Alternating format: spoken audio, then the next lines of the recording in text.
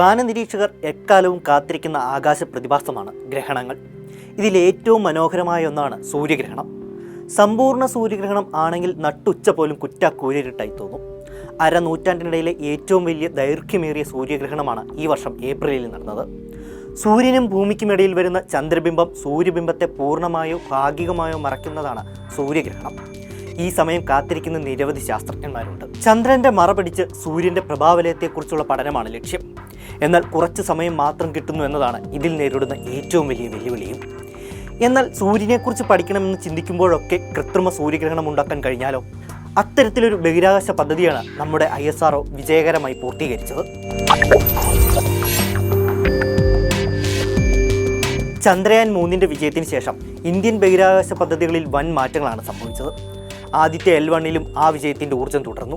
ഇന്നിതാ ISROയുടെ മറ്റൊരു ചരിത്ര നിമിഷത്തിനാണ് നാം സാക്ഷ്യം വഹിച്ചിരിക്കുന്നത്. യൂറോപ്യൻ ബഹിരാകാശ ഏജൻസിക്ക് വേണ്ടിയുള്ള ISROയുടെ വാണിജ്യ ബഹിരാകാശ ദൗത്യമായ പ്രോബ 3 വിക്ഷേപണമാണ് വിജയകരമായത്. ശ്രീഹരിക്കോട്ട സതീഷ് ധവാൻ സ്പേസ് സെന്ററിൽ നിന്നായിരുന്നു വിക്ഷേപണം. 3, 2, 1, 0.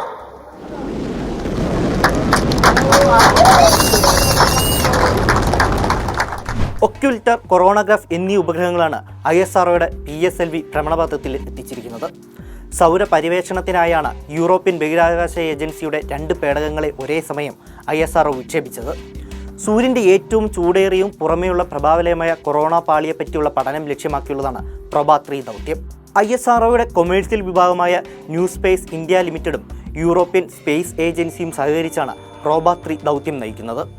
കൃത്രിമമായി സൂര്യഗ്രഹണം സൃഷ്ടിക്കാനും ഇതുവഴി സൂര്യൻ്റെ കൊറോണ പാളികളെക്കുറിച്ച് ആഴത്തിൽ പഠിക്കാനുമാണ് ദൗത്യം ലക്ഷ്യമിടുന്നത്. കൊറോണയെക്കുറിച്ച് പഠിക്കാൻ ഉചിതമായ സമയം സൂര്യഗ്രഹണ സമയമാണ്. അതിനാലാണ് 2 പേടകങ്ങൾ കൃത്രിമ സൂര്യഗ്രഹണം സൃഷ്ടിച്ച് പഠനം നടത്തുന്നത്. ഒരു ഉപഗ്രഹം മറ്റൊരു ഉപഗ്രഹത്തിൽ നിഴൽ വീഴ്ത്തുമ്പോൾ സൂര്യഗ്രഹണം ദൃശ്യമാകും. ഇതാണ് പ്രോബ ദൗത്യം പഠനവിധേയമാക്കുന്നത്. സൂര്യൻ്റെ കൊറോണ പാളിയെക്കുറിച്ച് നിർണായക വിവരങ്ങൾ നൽകാൻ പ്രോബ 3ലെ പേടകങ്ങൾക്കാകുമെന്നാണ് പ്രതീക്ഷിക്കുന്നത്. ഇത്തരത്തിൽ നടത്തുന്ന പഠനം സൂര്യനെക്കുറിച്ചുള്ള കൂടുതൽ വിവരങ്ങൾ ലഭിക്കുന്നതിൽ നിർണായകമാകും. ഭൂമിയിൽ നിന്ന് ഏറ്റവും കുറഞ്ഞ അകലമായ അപ്പോജി 600 കിലോമീറ്ററും ഭൂമിയിൽ നിന്ന് ഏറ്റവും കൂടിയ അകലമായ പെരിജി 60,000 കിലോമീറ്ററുമായ അർദ്ധവൃത്താകൃതിയിലുള്ള ഭ്രമണപഥത്തിലാകും പേടകങ്ങൾ സഞ്ചാരമെന്ന് ISRO ചെയർമാൻ S. സോമനാഥ് പറഞ്ഞു.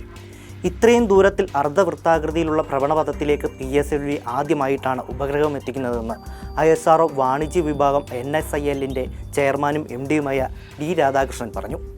ലോകത്തിലെ ആദ്യ പ്രിസിഷൻ ഫോർമേഷൻ ഫ്ലൈയിങ് ദൗത്യമാണ് പ്രോബ 3.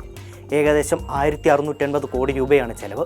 നേരത്തെ പ്രോബ 1, പ്രോബ 2 ദൗത്യ പേടകങ്ങളും ISRO തന്നെയാണ് യൂറോപ്യൻ സ്പേസ് ഏജൻസിക്കായി വിക്ഷേപണം നടത്തിയത്. 2001ലും 2009ലുമായിരുന്നു ഈ ദൗത്യങ്ങൾ.